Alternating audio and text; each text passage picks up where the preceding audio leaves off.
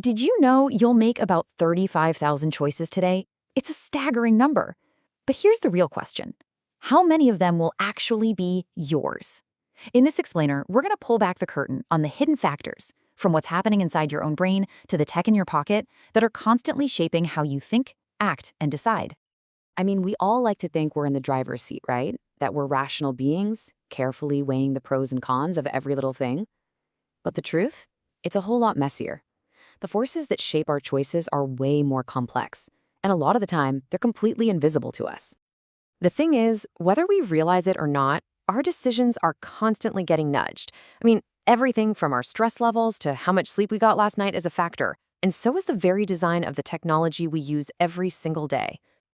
Okay, so to really get a handle on this, let's start from the inside out with our own brains.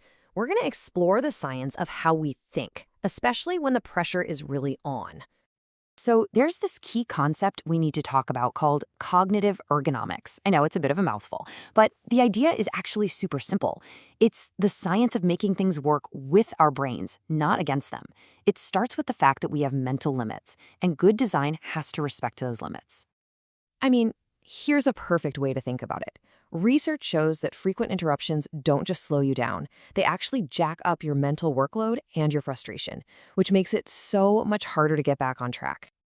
So if a simple interruption can throw us off that much, what happens in a truly high-stakes environment? Well, we can learn a ton about our own decision-making by looking at professionals who have to make choices when lives are literally on the line. Take firefighters, for example. When researchers dug into how they make these life-or-death choices, it wasn't just one thing. It was this complex dance between all of these factors: their training, their health, their stress levels, and of course, their experience. It just goes to show you, in those high-pressure moments, it's the whole system, the person and their environment, that decides the outcome. And this really shows you that rules on paper, they often just don't cut it. A study on police officers found that things like the workplace culture, what's practical on the job, and just pure exhaustion had way more influence on whether they wore a seatbelt than the official policy. The big takeaway here is that human factors can easily and often do override the rules. And you see the exact same thing in healthcare. You know, when researchers asked nurses what they really needed to make better decisions, it wasn't just about getting more data. They needed information that was fast, easy to access, and smoothly integrated into their workflow, alongside really crucial human support systems. You have to design for the reality of the job, not just the theory. You know, across all of these different fields, there's one common enemy that keeps popping up: cognitive fatigue. And this isn't just about feeling a little tired. Studies confirm it. When a team is mentally worn out, their reaction time slows way down, their error rate shoots through the roof, and their chances of a successful outcome just plummet. It has a direct and pretty scary, measurable impact.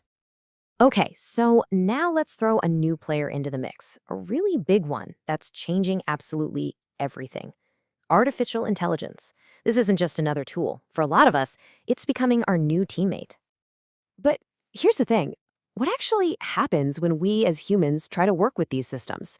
Well, it's rarely a smooth partnership. Our own human instincts, our biases, and our emotions, they create this incredibly complex and sometimes messy dynamic. I mean, just look at how we interact with autonomous vehicles. Research is showing that human drivers react very differently to them, and it's based on personality. More aggressive drivers, they tend to kind of take advantage of an AV's cautious nature, while more conservative drivers, they give them plenty of space.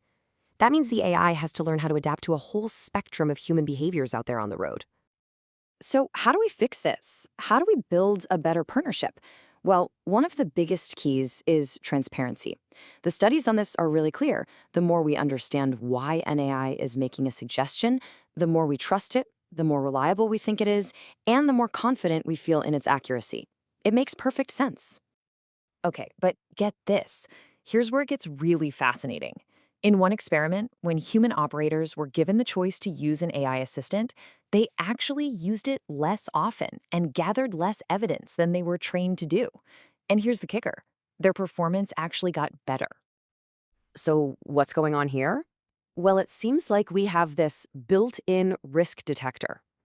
Other research backs this up. When the consequences of a mistake are really high, our own vigilance kicks into overdrive. We start to rely less on the AI's suggestions, and we double-check the work ourselves. We don't just blindly follow the machine when it truly matters. So, if our relationship with technology is this complicated, how do we get better at it? How do we train for this new world? Let's take a look at how technology itself is now being used to train the modern mind to make better decisions. Well, one answer is virtual reality, and it is an absolute game changer here. It allows teams to experience all the stress and complexity of an emergency, but in a safe, repeatable environment. These simulations are specifically designed to sharpen 4 critical skills: coordination, communication, decision-making, and just overall awareness of the situation. And the results? They can be absolutely stunning. In one particular study, police officers who went through an immersive VR training program showed a 50% drop in measured race and gender bias. That's a huge deal. It shows this isn't just theory. You can really address these deep-seated biases in a tangible way. And hey, this isn't just for first responders or anything. It works in the business world too. Take this company that brought in a new system and trained its people on it. They saw their rate of costly order cancellations drop from 19% all the way down to 11% in just 2 months. Better design and better training lead to better results. Period. And believe me, the challenges are only going to get bigger and more complex from here. Researchers are already trying to figure out how to train teams for things like lunar construction. I mean, think about that. You can't possibly prepare for every specific problem that could come up. So instead, the focus is shifting to developing flexible, team-based problem-solving skills that can handle completely unpredictable situations. All right, so let's tie all of this together. What does this all mean for the future? Well, it seems pretty clear the goal isn't to replace human decision-making. It's to design technology that actually supports and amplifies our own wisdom. Because really, this is the big takeaway. Whether we're talking about a firefighter's split-second choice or an astronaut's long-term mission on the moon, the goal is exactly the same: to design systems that get us, systems that account for our fatigue, our biases, and our incredible ability to adapt, working with our cognitive nature, not fighting against it. Which leaves us, and you, with one last really critical question to think about. As our tools and our AI teammates become exponentially smarter, the real challenge is going to be designing them in a way that doesn't just make us more efficient, but ensures that we also become more wise.